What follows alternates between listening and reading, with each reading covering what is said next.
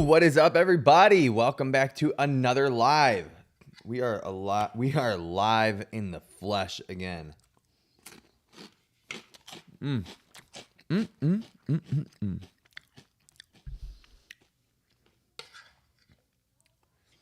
Yesterday,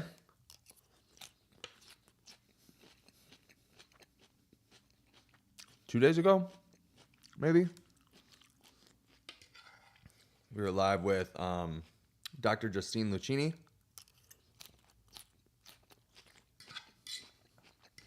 Of Third Z,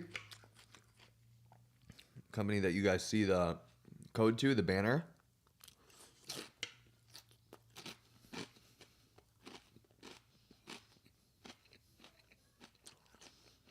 I feel like it went well.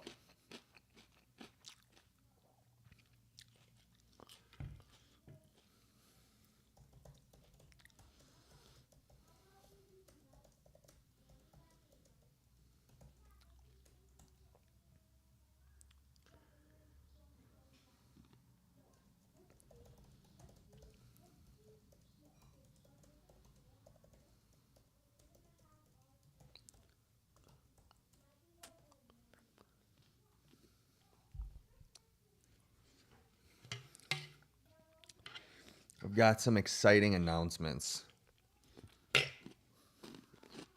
coming up.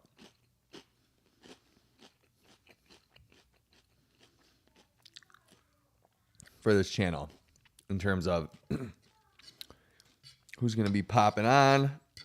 We're going to do more of those lives with people,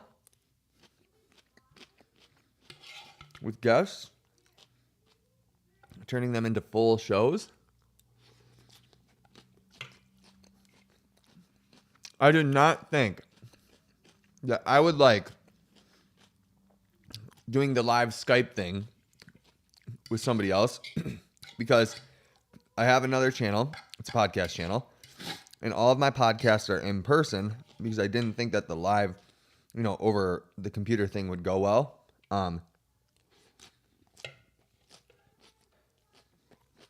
And it turned out pretty well. It turned out to be pretty freaking good. I enjoyed it, at least. I hope you guys did too. Big news. We crossed the 1,000 subscriber mark. We're at 1,016 subscribers, which gives me hope. Makes me think that people are valuing the information that we're putting out there. 1,016 subs makes me feel like I'm providing value. Trust me, if you guys thought there was value in the stuff that I was putting out before, where it was just me and just me talking about my experiences and my knowledge thus far, you guys are going to you're gonna love what's to come. You're gonna love what's coming up. I promise you that. We have one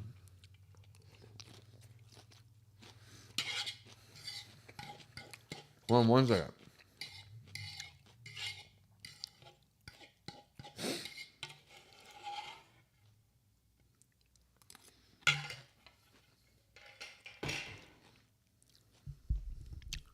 Okay. We've got a couple of special guest announcements that I'm really excited about.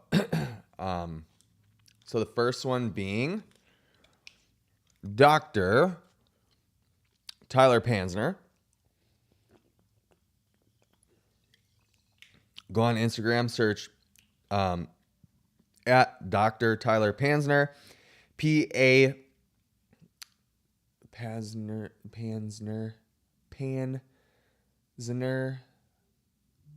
Let me look up how to spell his name again. Because it's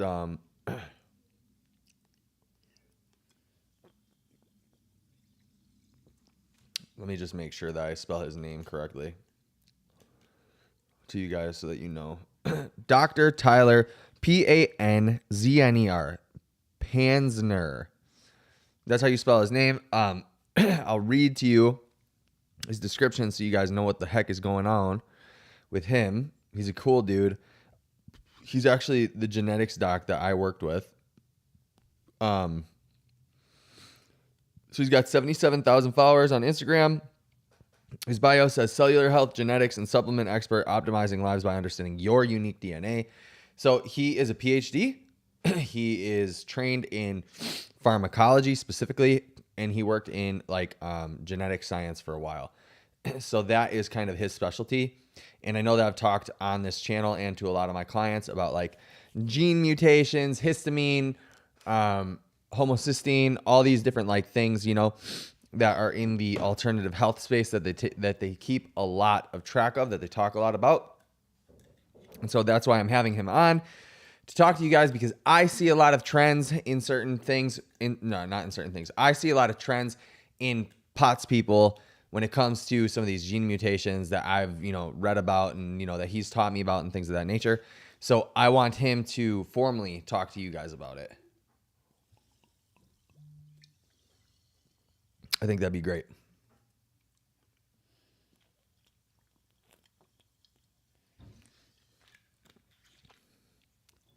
Also, I'm getting a new desk, which is going to be amazing. I'm getting a stand-up desk finally. There's a lot going on with this channel and with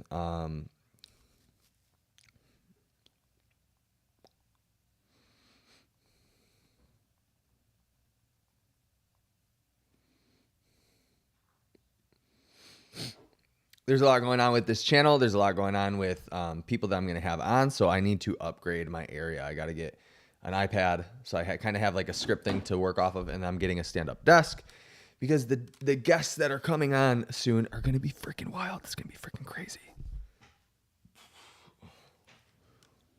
Okay, so I didn't mention everybody. Dr. Tyler Pansner is the first person having on this channel July 16th, 1:30 p.m. Central Standard Time, so CST, because I'm in the Midwest. And then Dr. Amy West, who is, she's a medical physician. Well, she's a physician, medical physician. Does anybody say that? She's a medical doctor. She's a physician in hospital in New York. She is a CrossFit enthusiast, but she deals a lot with chronic illness. I've talked to her before about chronic illness on my other podcast, and I'm planning to have her on.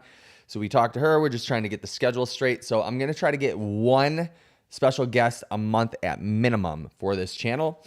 And so far, yeah, Dr. Tyler Pansner, the genetics doc or the genetics specialist, and then Dr. Amy West. And I have two other people down the pipeline that I'm not going to talk about quite yet because I'm not super sure it's happening. I'm praying it's happening, and I am trying to make it work because the other two people are, I'm not even going to talk about it. So I'm excited, to say the least.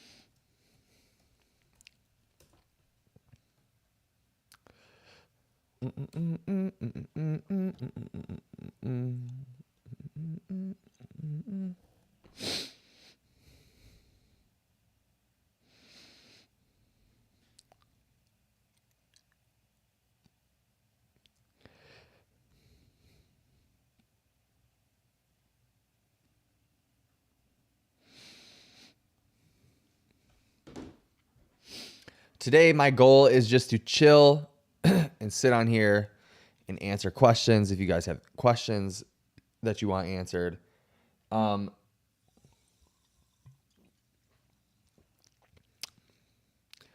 got some stuff that I want to talk about.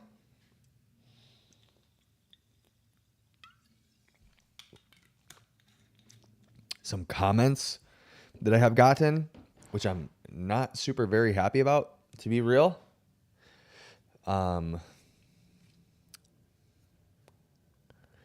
Let's see if the comment is deleted.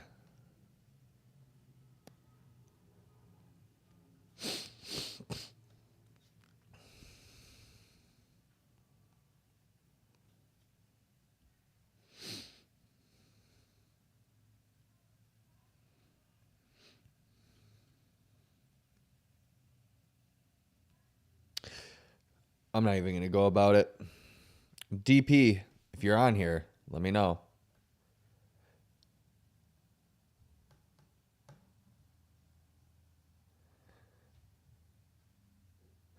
I have a question for you guys. Do any of you know if there's a big Pots audience on Twitch? Is there a big Pots audience on Twitch or Kick or Rumble? Are those the three? I think those are the three. Is there a big audience in those places?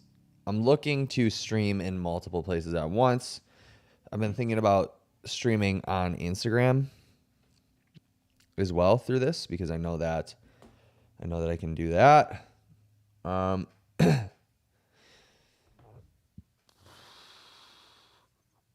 Also, how did you guys like the sleep pod?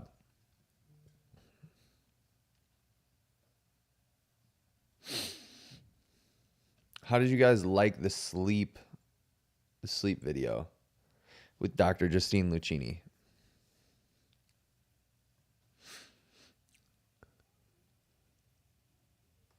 It doesn't have the same amount of views that normally my videos get, but the likes are pretty good. And the watch time is very good, which is the most important thing. I think that like where I want to go with this is like the most informational things that I can get to. Like I want to talk about the most informational stuff that I can.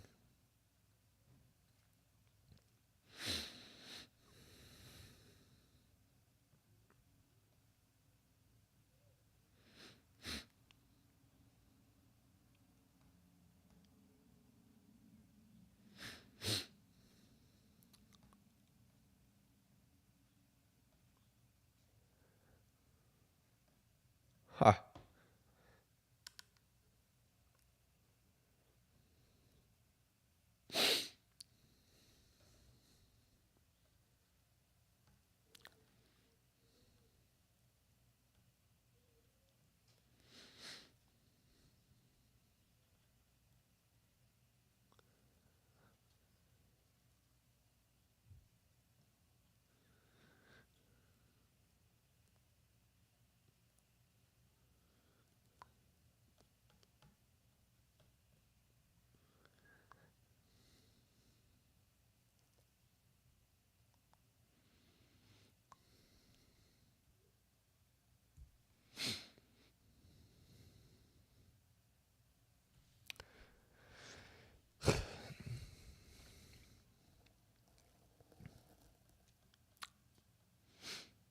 I don't know why my YouTube is lagging so far behind my actual live. Jizand is in the chat. I thought she was very sweet and a fun person. The questions were good and in a nice order. It was informative. Asking 3 questions at once is maybe not the way to get all 3 questions answered, but all in all, nice. Yeah, that's probably not it. You know, when I do like my formal podcast, my actual podcast, it's not very much so interview style. It's more so like a conversation, and then we talk about things. So that's what I'm more used to. I have to, for the sake of this channel, I think I have to get better at asking questions and timing things out, like timing out when to, because it's not like there will be conversation that's had, like, you know, informal conversation during the shows on this channel. But at the same time, I got to get good at like timing, like when to butt in. And that's really hard when you're not in person. That's the reason why I didn't really want to do the Skype format or the online format when it comes to podcasts with my other channel. I usually go somewhere and interview people, or talk to people rather.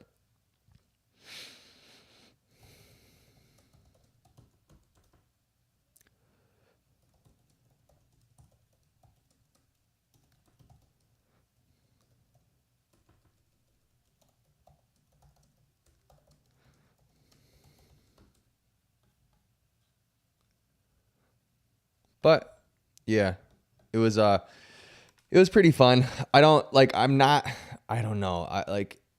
when I book other people for the other podcasts, it's like I always tell them this is not an interview. I don't want to have an interview. I think interviews are so freaking boring. I don't like listening to people talk when it's like question, answer, question, answer, question, answer, question, answer. Because a lot of times too, like that's really boring for the viewer, in my opinion. Well, at least for me, right? Like it's boring for me and whatever, because like I'll give you guys some insight.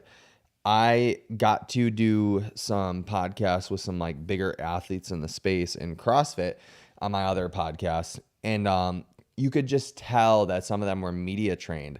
Like they didn't even know how to have a normal conversation because they're just so not personable, like not personable at all. And so they're just like, they have these answers that they know that they're supposed to give, and they give the answers, and it's like there's no follow up, there's no follow through with what they're saying. So it's like, yeah, it's just straight up interview style. There's no like bullshitting back and forth. There's no like, so I don't know. To me, that's really boring. But I guess to some people, for the purpose of this channel though, because I want it to be very like informational. I want you guys to be able to digest the information and be able to use it. Most importantly, that is a skill that I have to get better at, is just the skill of interviewing. Question answer with nothing else is just a bad, very basic. Yeah, that's what I'm saying. And a lot of these people, like, it's okay. Like some people just don't have the social skills, or they just don't really know how to communicate in general, which is fine. But then it just makes for a really bad, like I have held on to some podcasts with some very popular people, like hundreds of thousands of followers, because it was just so bad. And I don't need the clout that much. I don't need the attention that much where I'm going to put out something that would probably make them look bad because they're not very good at communicating, and probably make them, not that it's fake, but it could make them look fake, like in comparison to their brand that they have online. And then that can kind of screw it up for them. So for me, it's just like, I'll just save us all the time.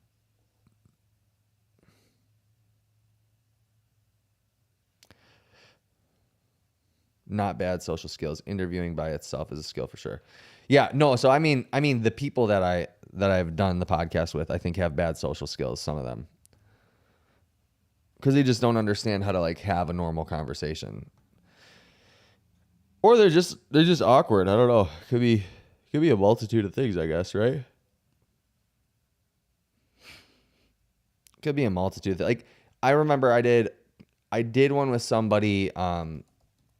And I could just tell the entire time. And she told me beforehand too. She was like, I'm so nervous. And I was like, there's really no reason to be nervous. Like there's, not anything crazy going on here or whatever. And she's like, I know, I just get really nervous in front of the camera.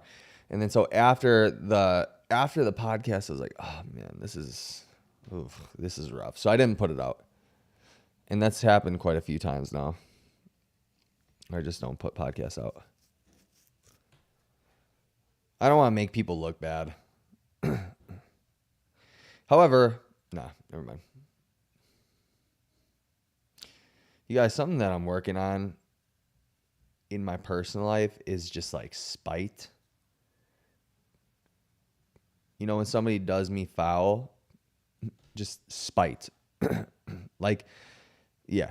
I just like, when somebody like, I don't know.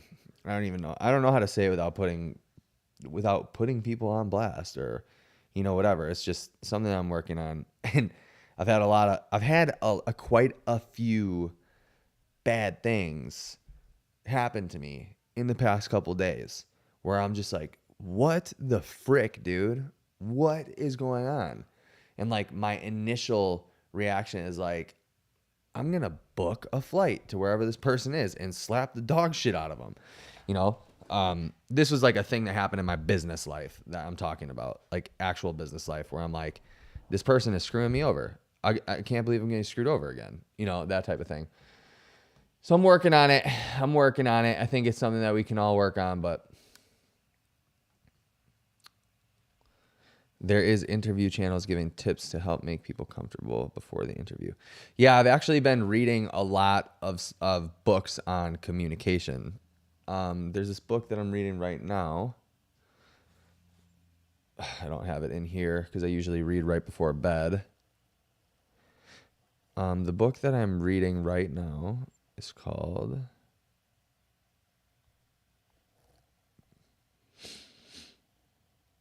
This is a standing desk that I'm probably getting today. Stand-up desk. Boom. What is the book that I'm reading called? The book, How to Talk to Anyone. 92 Little Tricks for Big Success in Relationships. That's the book that I am currently... Well, I'm finishing How to Be a Superior Man. Or The Way of the Superior Man. I'm finishing that up again for the second time. And I'm also sub-reading this. So like whenever I have extra time, I'm reading this, and then I'm almost done with The Way of the Superior Man. I have like 20 more pages or something like that. Once I'm done with that, I'll transition to this book. And I'm also doing Duolingo before bed so I can get fluent in Spanish again, because I think that will be a big help to this channel as well. Yeah, it's a good book. I have that book too, and Dale Carnegie too. Good stuff. Yeah, Dale Carnegie's book, How to Win Friends and Influence People, single-handedly changed my entire life. My entire life.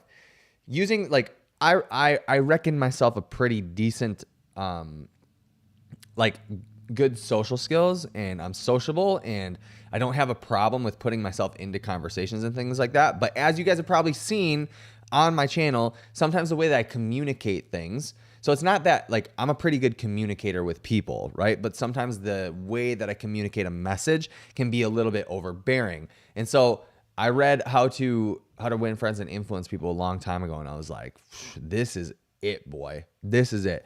And then this book, basically, she reckons, she says that it's like the modern day version of How to Win Friends and Influence People. And I've used some of the stuff in it. It's pretty good. It's pretty good. What's interesting about communication, I don't know if you guys like have ever thought about this. What's interesting is when you're meeting somebody, when you're meeting people and you're trying to develop relationships, and look, this is going to sound really like off and weird, right? There's a form of manipulation that's happening, right? You are trying to win somebody's heart over and win their approval over, right? So it's not like manipulation in that you're like trying to be someone that you're not, but it's a manipulation as in like you are putting forth your best effort and your best foot forward to be able to get in their life and create a relationship with them. And so like I think what's really interesting is so many people, especially with the advent of social media and you only having to like comment on people's like stuff, like I'm not going to bring it up again. There's so much stuff. People don't understand the skill of communication. Like communicating is a gigantic skill within itself. Networking is a skill, right? And so many people are like, no one likes me. I'm a likable person and blah, blah, blah, blah, blah. But you don't understand that, sure, this all may be true. You might be a likable person. You may have a lot of stuff in common with a lot of different people or whatever. But your inability to communicate effectively is holding you back so much in life. If you can learn how to communicate with people, learn how to relate to other people, right? Even if it's stuff that you don't like or that you're not into, and you learn how to kind of live in their world somehow or show interest in their world, like it can open so many freaking doors for you. But so many people just aren't thinking about communication as a skill. They just think about it rather as in like, yeah, I know how to say hi to people and know how to say what's up and have a good day and all that stuff. But they don't think about the intricacies of communication. Or of communicating, rather.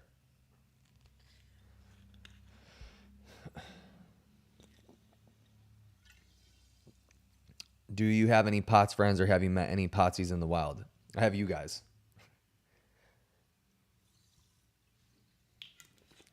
Really though, yeah, I do. My ex-girlfriend, actually, the mother of my son's mother, she had dysautonomia growing up, and she still deals with it to this day. She actually used to have passing out spells in the shower in the morning in high school. Pretty bad. And then I remember she would get such bad hangovers and stuff. And she would always have these just have these days where she just felt like she couldn't do anything or whatever. And yeah, all that stuff. And who else? I have a client in person actually that has POTS. She's been diagnosed with POTS. And yeah, but she lives a pretty normal life as well. Common denominator there is the attitude that both of these women take to life, that they're able to do normal daily life things. And so yeah, I've met some Potsies in the wild, and I also think that like I have some people who are who have POTS but just haven't been diagnosed. Like there's this girl at the gym that I used to be really good friends with, and she I used to be really good friends with her, and as of recent, like I see, actually now that as I think about it, throughout the like when I used to train her, the 3 years that I trained her, and now even now, she always has suffered with heat. She's always had these like when she's working out, she has to like bend over or get down. She feels like she's gonna pass out. She feels like she's dying. All this stuff, but she like always just like suffers through it. You know, she just works through it and stuff. So yeah, I think that she has POTS, and I think that I don't know. I think that quite a bit of people actually have POTS, but some people are just they don't also have anxiety or something, so they don't, deal with it in the same way. Jazand, I have met 2 at my physio internships, both EDS plus POTS. I was just thinking about this today, actually. I have 2 friends that own a private physical therapy practice. And I was thinking about having them on this channel, or one of them on this channel, to talk about EDS and maybe how they look at it and what their perspective is. Because the physical therapists that I work with, my friends, right, at Onward MKE, they take a way different approach to physical therapy than traditional medicine does. And I really, really like it. Like they're very anti-surgery, anti-imaging for the most part. They like, if there's an ailment in a certain area, the outcomes for physical therapy and surgery are generally the same. So they're very much so like motion is lotion, and motion will keep you away from chronic pain and chronic illness. So I really like their approach. That's why I work with them. That's why I pay them so much money out of pocket to work on me. But yeah, so I'm thinking about having them on it. If you guys would be interested in that, let me know.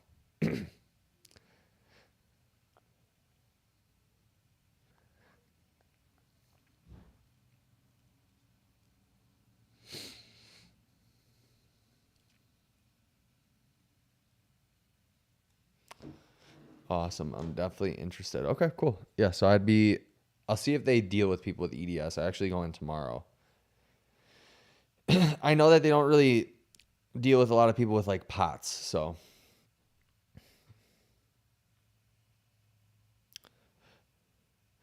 I would be. Do you know anything? What's up, Angela? You figured it out.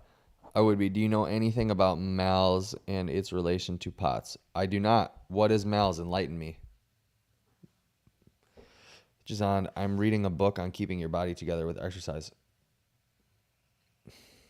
Exercise is single-handedly the most important thing that you can do for your health and your body. Absolutely.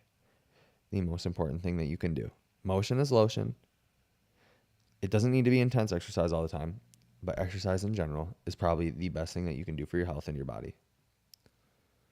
Outcomes in all longevity studies point in a positive direction from motion. And an object in motion stays in motion.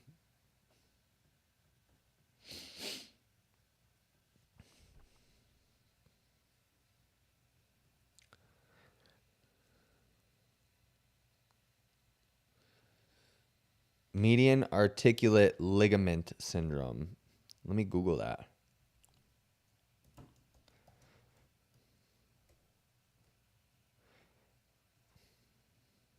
Median arcuate occurs when the arc-shaped band of tissue in the chest area, meaning it presses on the artery that sends blood to the upper abdomen. The artery is called the celiac artery. MALS can cause stomach pain in some people.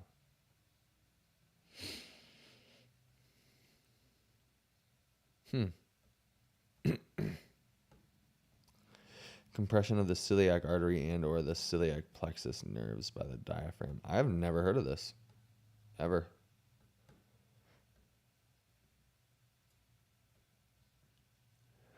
Interesting. Angela, don't apologize. There's nothing to be sorry for.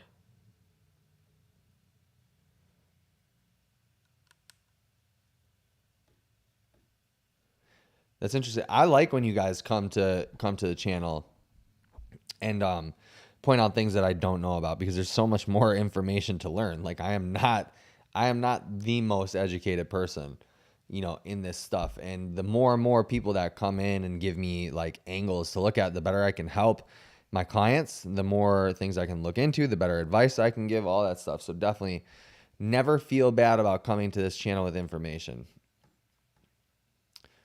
However, there was one commenter, and the only reason why I'm bringing this up is because he commented publicly.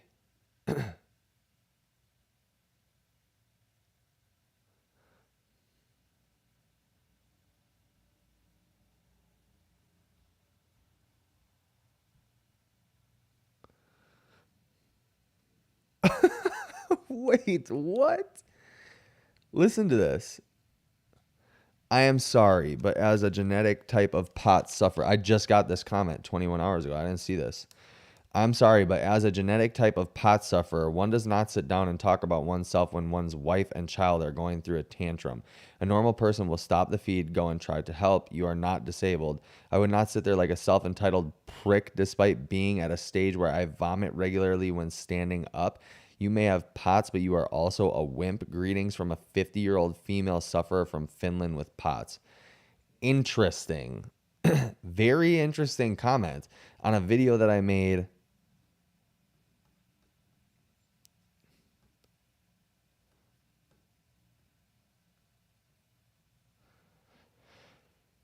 How long ago was this video?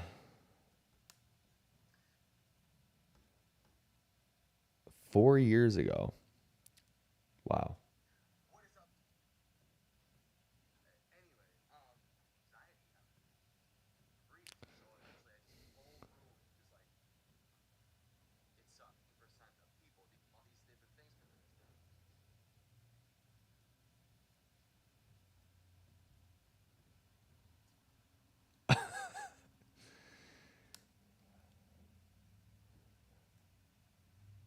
The parent world is brutal. Yeah. It sounds like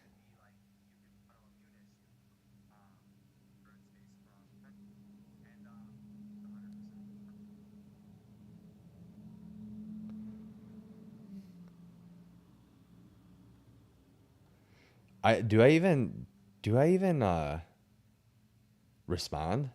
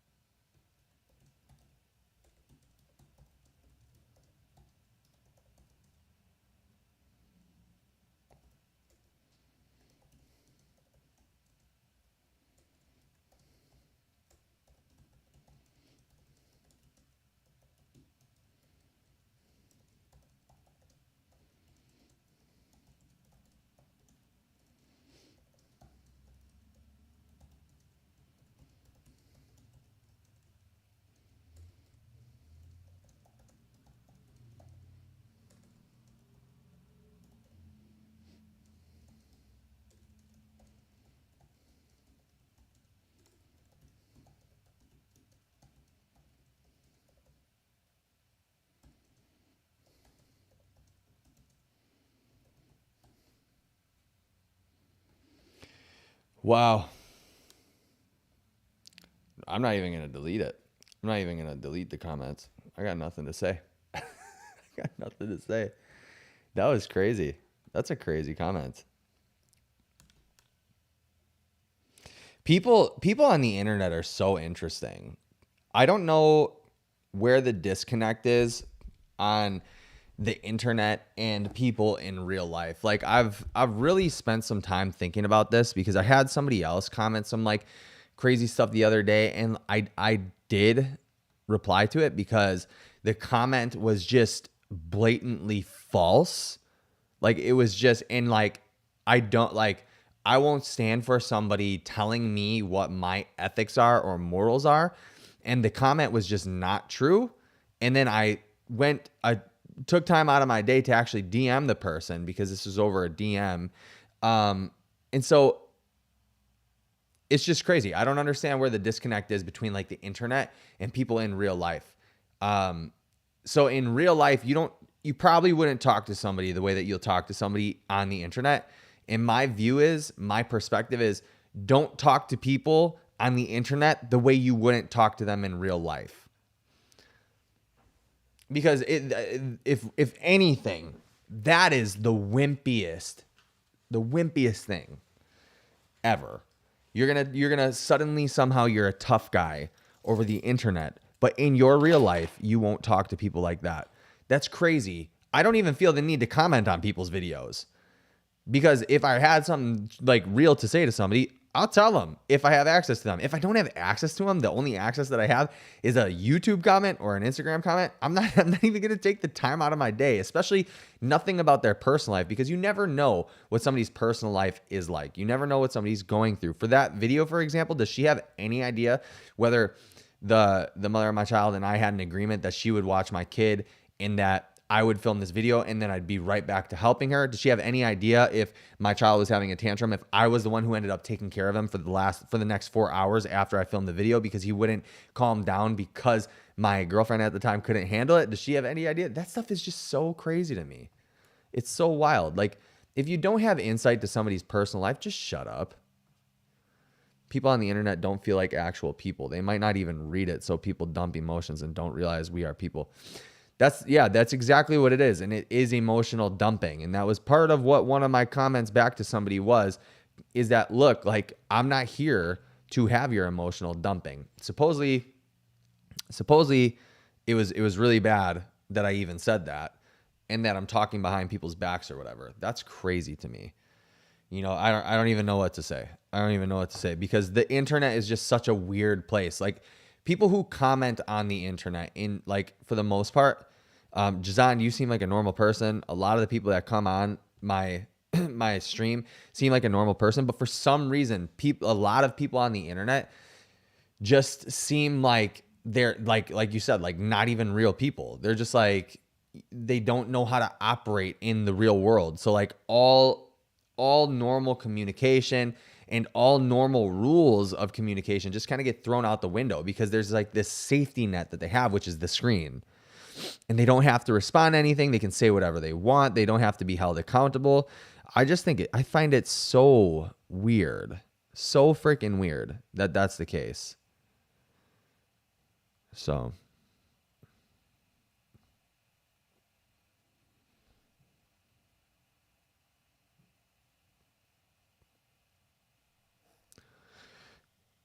Yeah, I think that's the other thing too, is like, I'm not a big creator by any means yet, right? Like, by the way, we crossed 1,000 mark, 1,016 subs. Absolutely happy about that. Not a big creator by any means, but it's just so weird that once you put yourself out on the internet, out in the public, on a public forum like this, that all human, like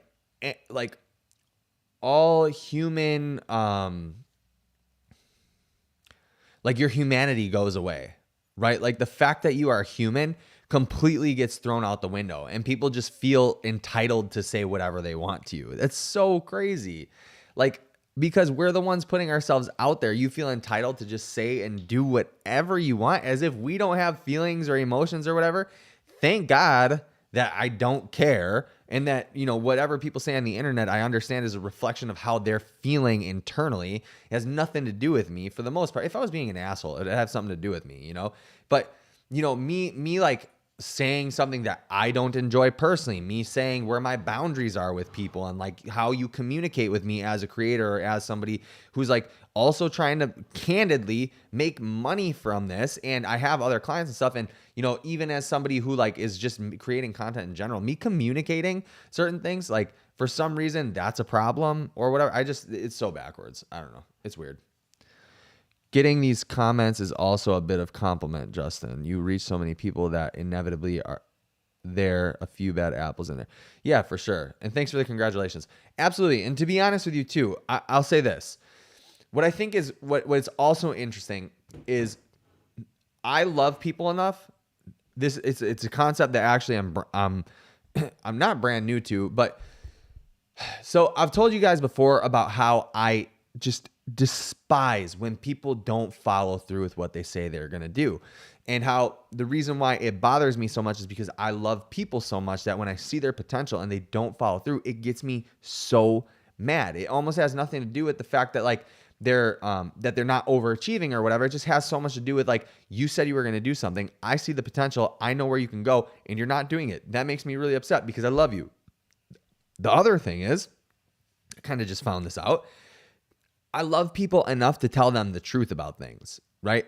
Like and it's weird because when you tell somebody the truth about like a behavior that they have, a lot of times they take it as an insult or an attack. And it might sound like it because nobody likes to hear bad things about themselves. No one likes to hear that they did something that upset somebody else. They just want to gallop through life as if everything is fine and that they don't do anything wrong or whatever. But dude, like a good like an example would be like if somebody here like complained about being like fat or whatever, and then I would like tell them like, hey, and I knew them, right? And I'd be like, hey, you don't move. Like, you don't make an effort. You don't eat good food. You eat really shitty food and you just don't move. So like, yeah, you're overweight. That's a product of your habits and your behaviors. A lot of people would take that as an insult. A lot of people would take that as an attack, but that's just facts. That's just the truth. But it takes somebody, right? I'm very big on like men holding other men accountable. And in my life, I feel as though that's not like that for a lot of friends that I've kind of like distanced myself from a little bit. And even like family members, I feel like it's not possible or it's not really safe to do that because they get so defensive and offended by you holding them accountable. You know, it's just, it's wild. People will take you telling them the truth as an insult. But I think the reason why they take it as an insult is because there's truth to it and they know that. Like J. Cole has a line in one of his songs that says, all good jokes contain true shit, right? And that's facts too. The reason why it's so laughable and so funny is because it's relatable. Like a lot of people, I too feel like feedback means I'm not good as a person. That makes any feedback scary. Yeah, I agree. And to me, to be honest with you, how I take it is like, yeah, are there times where like I might get triggered by it and I might have a knee-jerk reaction? Abso-freaking-lutely. I'm human. Everybody goes through that. However, I put this reel out on my podcast channel that's talking about stoicism in men. Is it a toxic masculinity trait? We don't have to really talk much about that. But I said that stoicism for men is more so promoted because of the idea of when a problem arises, being emotional about the problem is probably not your best bet because you'll make an emotional decision. So practicing stoicism in the moment of adversity will help you understand and realize like that you need to take a step back and look at the thing objectively, come up with a solution and move forward, right? And so I don't even know what I was saying, to be honest with you. I don't know where I was going with that. So when somebody, So when somebody offers me feedback, do I have a knee-jerk reaction sometimes? Yes, but then more times than not, I take a step back. I take like an out-of-body experience. I look at it from a 30,000-foot view, and I'm like, this person actually cares enough about me to share a truth with me that maybe I haven't been fulfilling certain duties or needs or whatever it is. So I'm actually going to thank the person and apologize for my poor reaction. And then you'll see a lot of times too that when you tell somebody the truth about a behavior that you didn't like, right, that they'll start defending themselves in the way that like, all I did was this. This is all I did. This is the only thing that I did. Or I'm this. Like I can't believe that you would get upset over. But it's like, dude, you did the behavior. So the reaction that you have elicited is not the other person's fault. Sometimes things are inappropriate. Absolutely. Like sometimes certain behaviors are inappropriate. However, you did it. You elicited a reaction to it. And if they're telling you what they didn't like about it. It's what are you arguing about? What are you arguing with?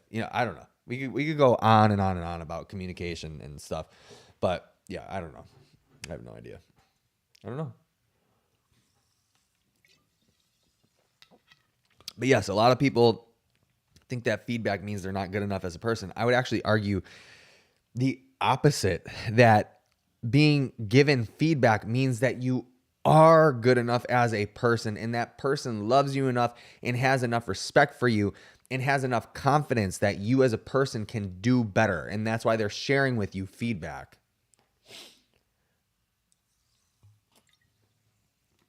But yes, 100% what you're saying, Jazan, I agree with.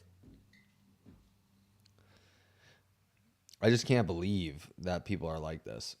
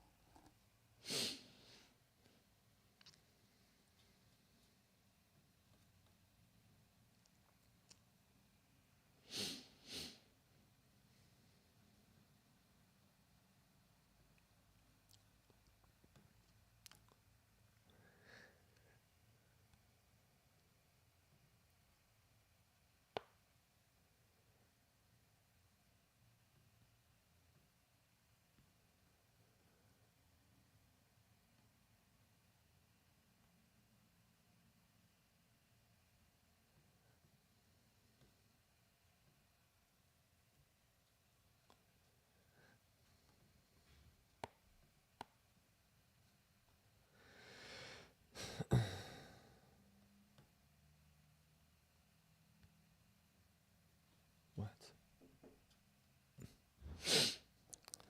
Question. I had a hard time finding compression leggings, but I found some. Have you tried some, or do you have brand recommendations, sportswear compression leggings? I don't. No, I haven't tried any, and I haven't recommended any either, and I haven't been really told much about that.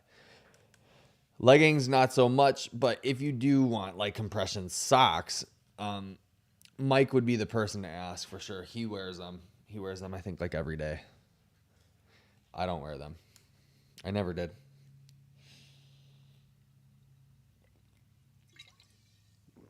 I used to wear compression socks when I was like training for a marathon, but that's it.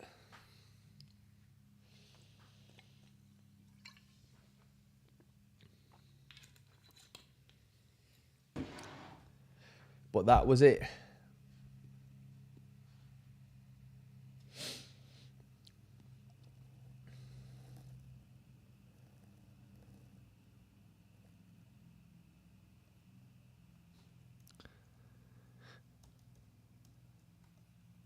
Boom.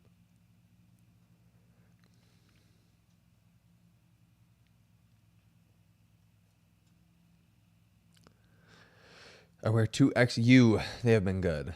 I do better with compression over the thighs. Sometimes I put my socks over them to create extra compression on low barometric days. Nice. Yeah, I don't know anything about compression. I mean, I know like what compression does. I just don't know anything about brands or any of that stuff. Simply just because I haven't used them. I used to use Normatec pants. Do you guys know what that is? Like the recovery compression pants. They like fill up with air, and then they like let go of air. They like compress your thighs really freaking hard. They squeeze them, and then they stop the blood flow, and then they let blood come back into it, so that it improves circulation through the legs and helps with like recovery. I used to use those, and those were nice, but I didn't notice anything with pots. I didn't notice anything beneficial for pots with that.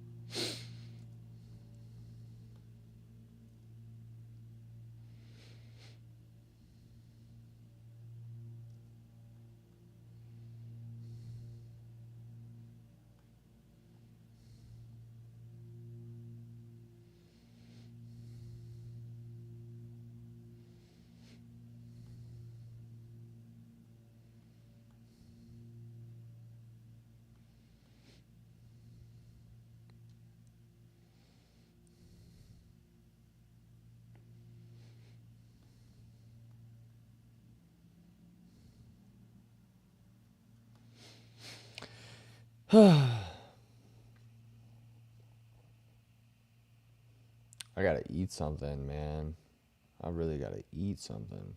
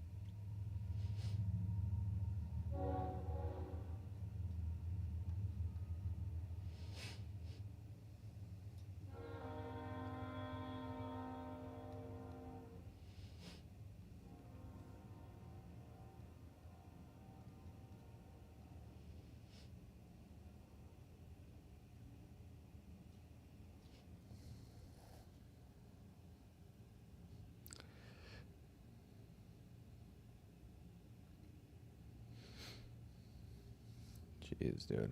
That's annoying.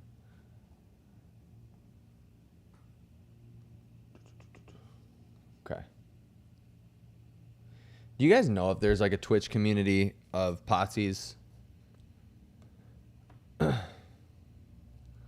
What do you do after a bad sleep when you feel like working out will make you worse? Do you just do it anyway? Yeah, I do it anyway. And I feel like most of my clients, my recommendation is to at least do something, some sort of low intensity exercise, maybe even just going for a walk. I absolutely recommend it as long as you're staying hydrated and well nutritioned. Are there any new things you learned from clients? The only reason why I kind of snickered, why I kind of laugh, is because like I'm learning more and more like different communication styles, basically, and to like be more like I guess forgiving in the way that people communicate. I think that might be it. We've talked so much about communication. I've learned that there are quite a few people that deal with like sleep disturbance or sleep paralysis. When it comes to POTS, I've learned that I used to think that I've changed my position on so many things when it comes to POTS so many times. I used to think that, so let me answer it this way instead. Working with people working with larger groups of people, like a larger population or more people rather, I've learned to change my position on a lot of things. At first I thought that it was sodium that was the secret sauce to POTS, and like the formulation of, or rather the balance between sodium, magnesium, potassium. I thought that was like the secret sauce, plus how much fluid, and there's like a calculation. And I still believe that that's a big part of it, but I used to think that that was like that was a secret. And then I changed my mind because I started realizing that like getting people reconditioned was a very important part of the thing. And that alone, I've seen the most progress with basically everybody, is if you can get their fitness under control and you can get their body to adapt to certain positional changes, still bar none, that's like the most important thing, I believe, as long as you can get their nutrition or their hydration status under under control. That being said, I've realized too, though, working with a lot of people, how important actual nutrition is. So like the food that they put in their body and in their mouth, I've realized how important that is. So it's like, it's an ongoing learning. It's just ongoing learning constantly of like the thing, like how many things can contribute to this problem. That's mostly what I've learned from clients, is that there's not like, there are things that can help in massive ways via exercise, diet. My kids are going crazy. Exercise, diet, things like that. But there's like, for some people, there's so many more intricate details that need to be addressed. And so, yeah, I've learned so much. I'm learning even more. I feel like there's so much to this. I've learned working with people with POTS, and by like kind of like diving into the community a little bit more, like trying to see like who's a part of this community. Are there any creators? What's the deal? I've learned that a huge portion of this, and I was on the other side of this before. I was in agreement with a bunch of you about this with the doctors and mental health and like them brushing you off and stuff like that. I've learned that there is a huge mental health component to POTS. I have shifted my mindset on that way, way, way heavier. And I know a lot of people are not going to receive that well, and they're not going to like it. But it is what it is. I mean, there's so many people with POTS that you see, like the creators on POTS and stuff, that they literally, part of their brand and in their bios is POTS syndrome, PTSD, OCD, anxiety, bipolar, COP, or like PB or BP, bipolar disorder, BPD, and stuff like that, or multiple person. Like, there's so many people, and then so they have all these mental health diagnoses, right? And a lot of you guys do too, and I do, but like refuse to believe or to think that mental health has some sort of responsibility in this, or some sort of role in this, which to me is crazy. That's crazy, because you have the evidence already. Like, you already have the evidence, and you've already been given the information, but like, you're not to believe that just because it's how you feel. And one thing that I'm big on, right, is that people always say like your feelings are valid and you need to be validated and stuff like that, but that's not true.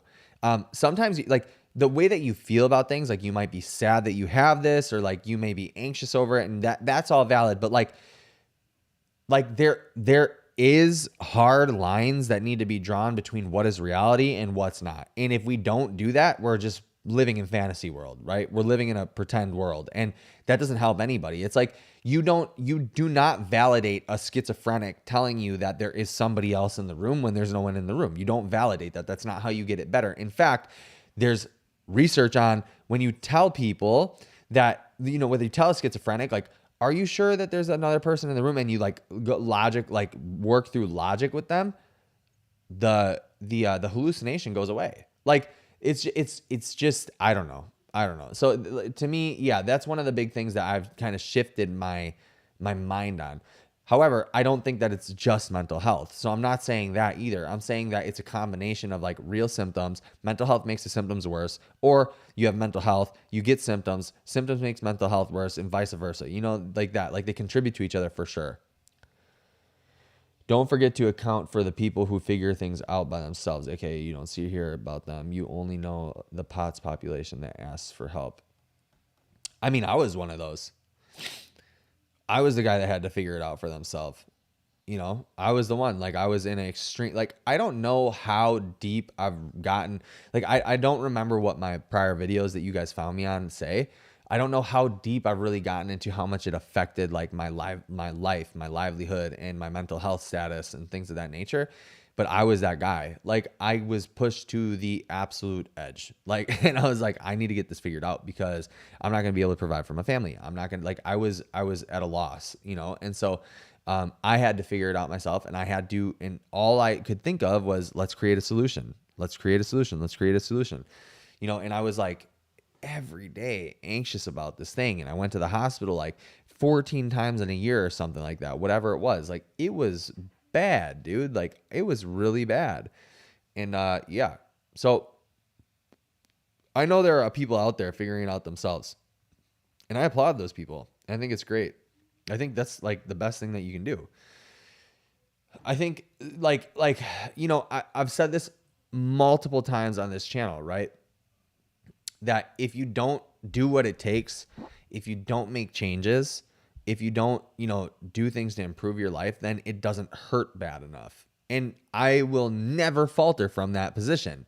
That if you are a person who complains daily about your POTS, you're suffering so much, but you don't do the necessary things, like you can't stick to eating the same bland foods for 6 months, which is like this much time in the span of your life. You don't even try to get up and walk to the refrigerator and back like 10 times in a day. If you don't do all the really little things that are controllables for you because it's like, it's not fun enough or it's not enjoyable enough, you still want to live your life. I still want to eat good foods because we only have one life to live, but you're not even living life.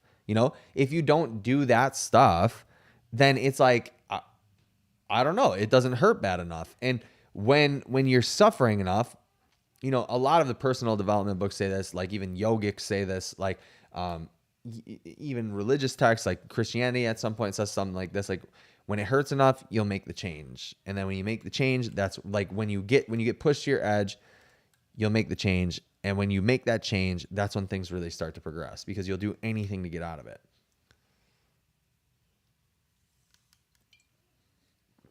So I've learned a lot about, more so I guess, the POTS community. And I've learned a lot about like histamine, homocysteine, and genetic things that may have contributing factors to this. And I've learned a lot about like why exercise is so good for POTS, rather than just like being like, yeah, exercise is good for everything. I've learned a lot about that.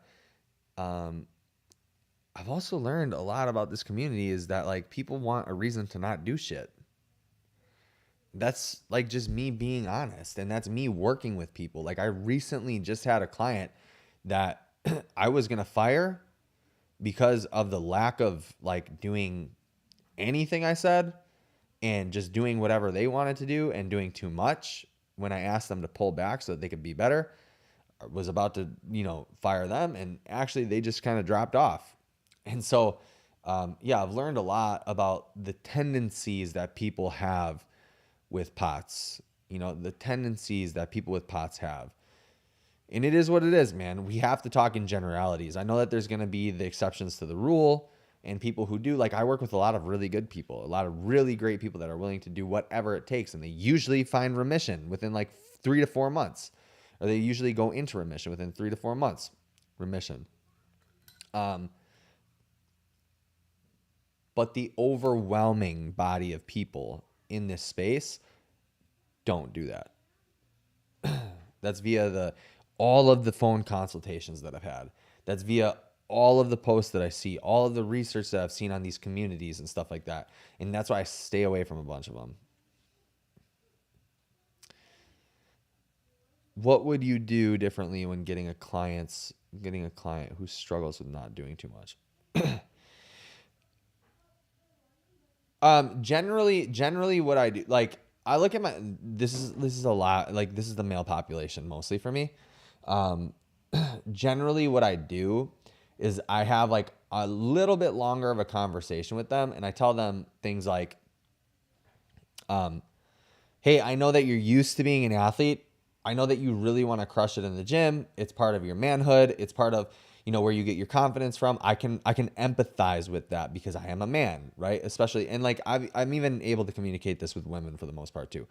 But I tell people, look, what you have been doing hasn't been working. There's a reason why you came to me. There's a reason why you wanted to work with me and you entrusted me in the first place.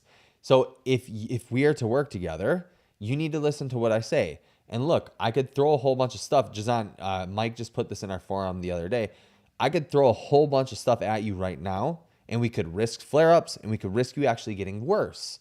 Or we can do it my way, and we can start very slow. It's going to be boring. It's going to be monotonous. It's not going to feel amazing, but you're going to see sustained progress, and you're going to progress week by week by week by week. There's never going to be a time where we get set back totally, And so I usually try to this is like sales 101, right? I try to hit somebody's pain point. Like with some people, it's like with actually, no, I won't say it. But with some people, it's like, you want to go back to school, right? Like you want to live a normal life and go back to school, yeah? Or you want to go back to work, or you want to go back to playing basketball. Okay, that's not going to happen if you crash all the time. You might find progress in the short term, like in 3 weeks, but I promise you, if you don't take a step back and you do too much, you're going to crash, and it's going to take you longer to recover. Because if you look at it over a long span of time, right?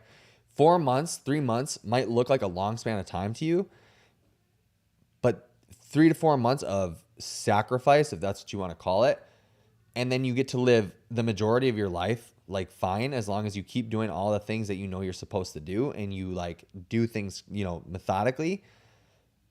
It's not that much time. But what is a lot of time is when you crush it in the gym for about a month and a half, you feel really good, but then you get set back for like 2 weeks. And then you do it again, you get set back for another 2 weeks. And then you do it again, you get set back for another 2 weeks. That 4 months now has turned into 8 months because you keep setting yourself back. And then that 8 months is going to turn into 16 months. So what's it going to take for you to learn the lesson? And with guys and women, like women and men, I get to speak a little bit differently too. I get to be a little bit more like big brother to men. But yeah, that's generally what I do. I know that I seem like very hardcore on this channel, and I seem really like in your face. And the fact is that, yeah, I am that way when it comes to telling the truth and being trying to motivate people. And being you're not doing enough. And what I mean by enough is never you're not exercising enough. It's you're not doing the things necessary in terms of tracking your food. You're not actually sticking to a diet for X amount of time. You still need the mouth pleasure. You still need the pleasure of going and doing things that you used to do and stuff. That's what I mean. So I know that I seem hardcore and stuff, but rarely ever am I putting somebody through a super rigorous sort of exercise program before anybody's ready for it.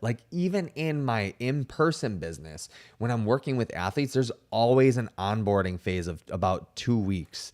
Always. I need people to get used to volume. I need people to understand what training means instead of working out, because they're two different things, right? Training and working out are two highly different things. And I need people to understand what the difference is, and to make certain adaptations before we start going hard. Even more so with POTS. There's an onboarding phase of 2 weeks where there's testing, you're keeping track of stuff, all this stuff. It's really freaking boring. That's the first week. And then the second week is okay, we're going to try to make a small progression. These are the things that I want you to make adjustments with your food and with your hydration and stuff like that. We're still learning each other. And then the third week, we're a little bit better. Client coach relationship is there. We're starting to really figure out how to effectively communicate with each other. And you're starting to tell me the truth more than you're not. And we go from there. So it's a slow process, dude. And it for a lot of people, it sucks and it's boring. And they're what am I even getting out of this? And I'm dude, you're getting out of this years of experience. You're getting out of this the however many people of experience I have with POTS. Just trust the process. The thing is though, is when things aren't hard enough, or when they're boring and not fun, or they're not too engaging, or whatever it is, people check out. They're this doesn't work. I'll promise you guys this. The things that I have made the most progress in my life with ever have been the fundamentals, has always been the boring shit. That has always been the stuff that has pushed me forward in my life in every aspect.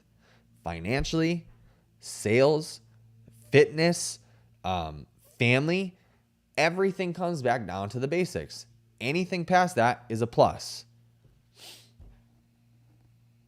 Jazan, sorry, that was probably a very long-winded answer. I have an acai bowl waiting for me in the freezer. It's so easy to do over an hour with you guys. So easy.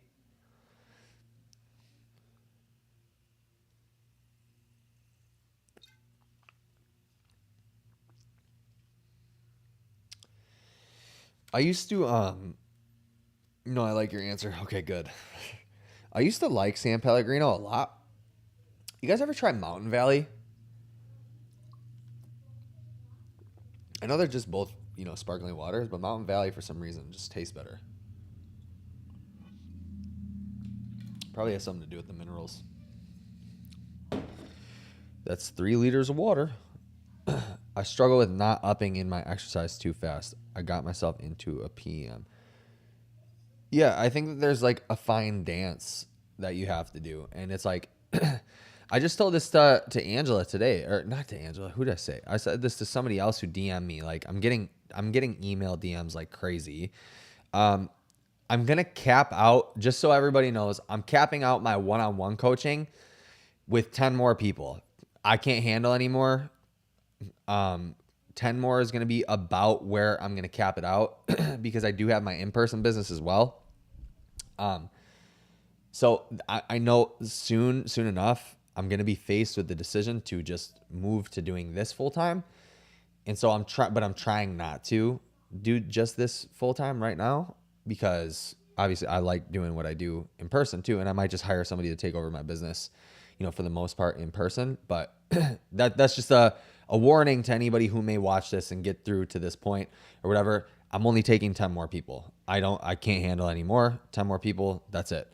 So anyway, 5 more people on my second tier. I'll say that 5 more people on my second tier and then 5 people on the top tier. Anybody can join the group in the link in the description and have a program for $50 plus all the nutrition advice, all that stuff. The Positive Potsy forum where you get to talk to other people who have worked with me or people who are doing the program or just a positive community of people. Anyway, there's a fine dance that you have to do to figure out how much exercise is right, how much is not right. And fortunately enough, I've been able to gather enough data where I start people with such low volume of training, such low volume. Literally, most people, their first week of training with me will train a total of 7 minutes. Maybe. A total of 7 minutes throughout the entire week. That's what their exercise volume is. Maybe 10 minutes. Maybe. But most people will train anywhere between 7 and 10 minutes in total for the entire week. And it's really boring. The reason why, though, is because I understand volume accumulation and understand how the systems adapt and make adaptations. And so, I make very, very slow progressions. And even so, a lot of people that I end up, that end up in remission or whatever, right? Like, there's this one dude that I can think of. His name is Mitchell. He was in our forum. He's like one of my first ever POTS clients. I got him to a point where he was only doing about 60 minutes total of cardio per week. 60 minutes was his total volume throughout the entire week. And he transitioned mostly to weightlifting. And we made some of the weightlifting more aerobic in nature to be able to make him, get progress. But all of his workouts, by the end of it, he was training 4 times a week. Sometimes we had him on a cycle of 5 days a week because he moved, he had no issues basically, right? He's like a normal person. So we'd go through phases of bodybuilding or trying to gain more strength rather than build muscle. But for the most part, his total work time in the gym for every training day, whether it was 4 days or 5 days, was 45 minutes about. Maybe an hour if we prescribed some cardio on that day.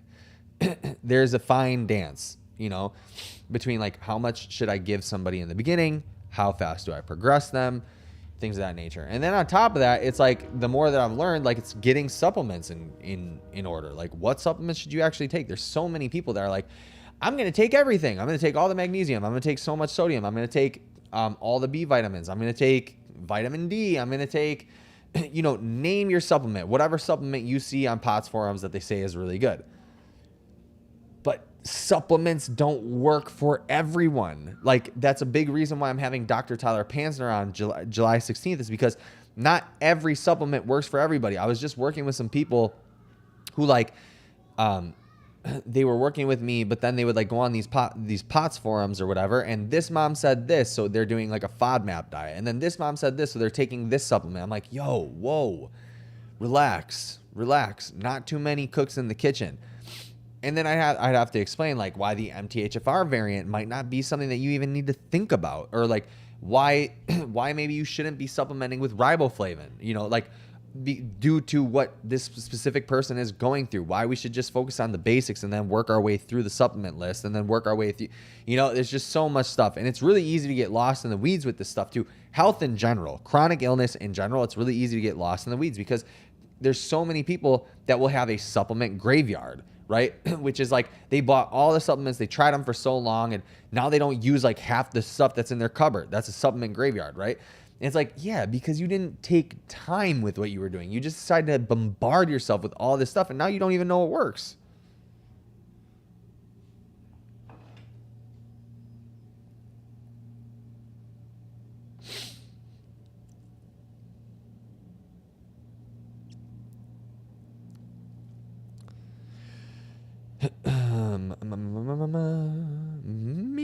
Me.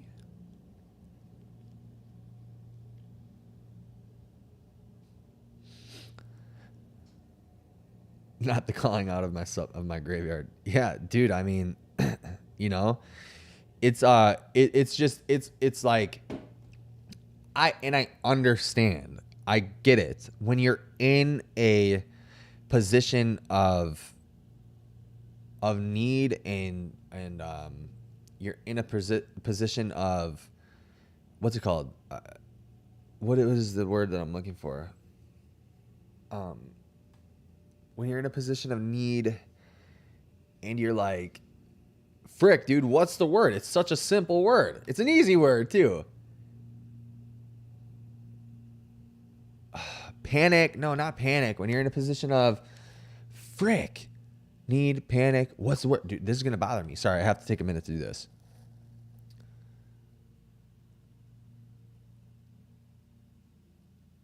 What's it called? When you when crisis, kind of, that's the word, kind of. When you're in a, it's really similar to crisis. Oh gosh, dude, this is so, what is happening? When you're in a position of crisis, or it's the word next to it.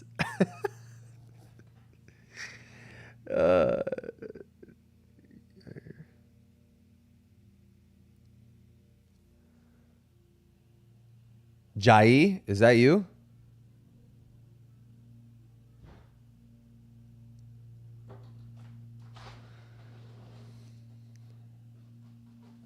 What's up, guys? Can I do a Mario run or a Pokemon run? What's the Pokemon run? Or a Mario run? Yeah. What's that? There's something on TV. What's the Pokemon run? What are you talking about? It's on YouTube. Oh. No, you just type in Pokemon run or Mario run, and you have to do cool stuff, and the Mario ones are really cool. You can go do it around the house. I don't. No. Or you're asking to watch it? No, it's something that gets, so you type, so you go on YouTube and you type in Mario Run or Sonic Run, whatever kind of run you want to do, and then the run pops up, and then you can click which run you want. We're not gonna go on YouTube right now, okay? And Daddy's still working a little bit, so. Yeah, but no, it's only it's not creepy. It's just the run that. Okay, I'll think about it, okay? Okay. Okay. Just tell. All right, you guys go play, okay? But when Okay, go eat bread. When we come back, can we do it? Because I really want to do it. I'll think about it, okay? Okay. Give me some. It's hot in here. I Give me need some. hot. Boom. Noggin. All right. Love you guys. Noggin. Noggin. How? Love you guys. Bye.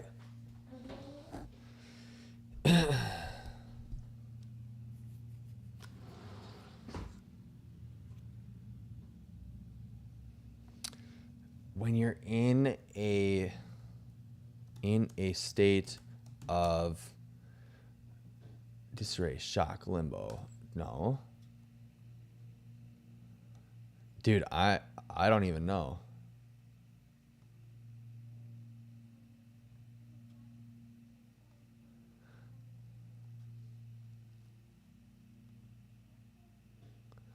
Distress, nervousness, restless, scared, uneasy. I don't even know what the word is that I'm looking for. Frantic, all shook up. I guess distress. Distress would be fine. When you're in a state of distress, right? And who cares? Who cares what the word is, I guess. I'm gonna just have to deal with this on my own. When you're in a state of distress and like you really need help, right? You're gonna like try anything that anybody's offering or that anybody's telling you because you're just like desperation. There it is. Yes, let's go. W in the chat for just knowing what I was trying to say. Frick yeah. Desperation. When you're in a state of desperation, you're going to do anything, you know? So I get it. And that's where the supplement graveyards come from. And you'll listen to anybody because they're offering an answer, right? That's what I really try to stay away from, though. I try to stay away from like pimping supplements that I don't think are working or like pimping ideas that I don't think work either. And that's why I'm so like methodical about the things that I'll recommend or won't recommend or will even talk about. By the way, Yair in the chat, YAIR, owes me $500 because he didn't release a music video by the time he told me he was going to release a music video. However, if you guys go on to Apple Music and you type in Yair, YAIR, and you not only type in Yair, and then you type in next to it, It's a Move, it's his new song that he actually finally decided to release on Apple Music. So I recommend that you guys all go and listen to it. Because he actually stopped being too pussy to release his music and put it out. So there you go, Yair. Hopefully the 70 to 200 some people that will watch this live stream after the fact will go listen to your new song and stream it.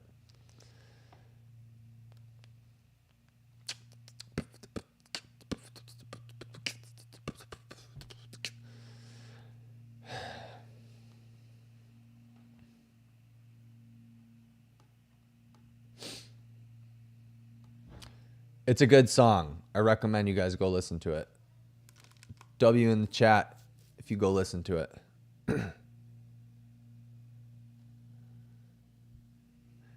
Yeah, whatever, Jai. Shut up.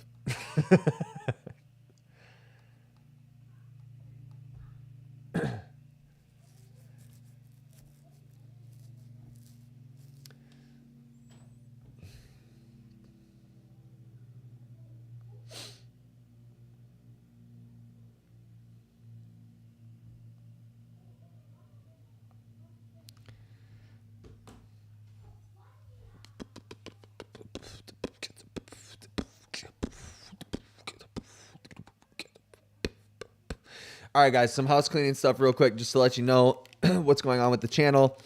I'm going to be creating a little bit more content, obviously, because we have hit over 1,000 subs now. So I want to keep this momentum moving.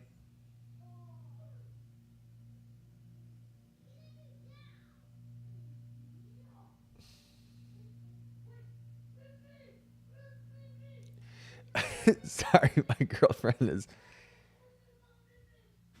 All right, yeah, so I'm going to be creating more content. I need some video ideas, though, so if you have any video ideas, drop them real quick, because I feel like I've touched on so many things with pots that I don't even know what else to do. Like, my next idea is to just like bring you guys along for normal days, almost like vlog style.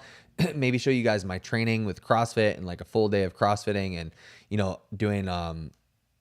doing what's it called, like showing you guys me going to kickboxing and stuff, like Muay Thai with my coach and with my son. I was thinking about doing that. And then the other things is I'm having on more guests. I talked about this in the very beginning when nobody was actually on the live, but I'm having on more guests. I'm trying to get more, people who are experts within the alternative health space. I'm going to try to get more experts in this area, at least one per month. So coming up July 16th, we have Dr. Tyler Pansner is coming on. He's going to talk about genetics, genetic optimization, health, stuff like that. If you guys join the forum, link in description, if you join my community, you will be updated on everything in relation to, what guests are coming on, things of that nature. You can stay up to date. You'll be able to ask, you'll be able to send questions so that I can ask them, have your questions answered by the experts. But genetic health, anything histamine intolerance, or, if you have MSAS, he knows a lot about that too. Supplements and why certain supplements won't work for some people, depending on your genetic code, or why they would work for you, things of that nature. Talking about genetic testing, all these things. He's trained in pharmacology. He's a PhD. He's got 77,000 followers on Instagram. So he's on July 16th, 1:30 p.m. Central Standard Time. And then I'm having on Dr. Amy West as well. She's an MD. She's out of New York, and she's like a CrossFit enthusiast, but she's big on like CrossFit cures chronic illness, that type of thing. So I want to talk to her about chronic illness just in general, and talk to her about what she knows about, all this alternative medicine stuff. And then I have a couple other people down the pipeline that I'm not going to announce because it hasn't been confirmed, and I'm just waiting for some responses, to be quite frank, from some of these people. I'm going to try to have on some mental health experts as well. More people in the alternative medicine space. I'm really excited for one person that I sent a DM to today. Hopefully they respond. Hopefully I actually get it. I'm praying. God, do your work, please. God is good. He will do it. So I'm going to try to have on an expert every single month for forever. So, or maybe not forever, because I'm going to eventually run out of people to talk to, but maybe recurring guests type thing. So that's what's happening with this channel. I hope you found some value in this live. I appreciate y'all for being here. Again, thank you so much for giving me your time. Jai, love my guy. I actually looked up what POTS is and had no idea you had that. Keep up the grind, homie. Thanks, dude. I always say on these lives, some of my best friends don't even know that I had this chronic illness. So anyway, thank you guys for hanging out with me. I appreciate you. If you haven't already, click that link in the description. Join the Positive POTS forum, where you get to have support from a bunch of other people that are trying to get better and only talk about positive stuff. And also there's a training program in there, a bunch of resources for you guys to look at, diet, how to do elimination diet, all this stuff. I'm only and heat tolerance, like building up your heat tolerance. I'm only taking on 10 more clients right now. That's about all I can handle. In August, I might make the move to just doing this completely full time. We'll see what happens. And then I'll be able to take on more clients. But if you haven't reached out to me already, make sure you do. My email is jqfit1@gmail.com, or hit me up on Instagram, jqfitlife. Anyway, thank you guys so much. Again, I'll talk to y'all in the next one. Monday, I think. Peace out. Goodbye.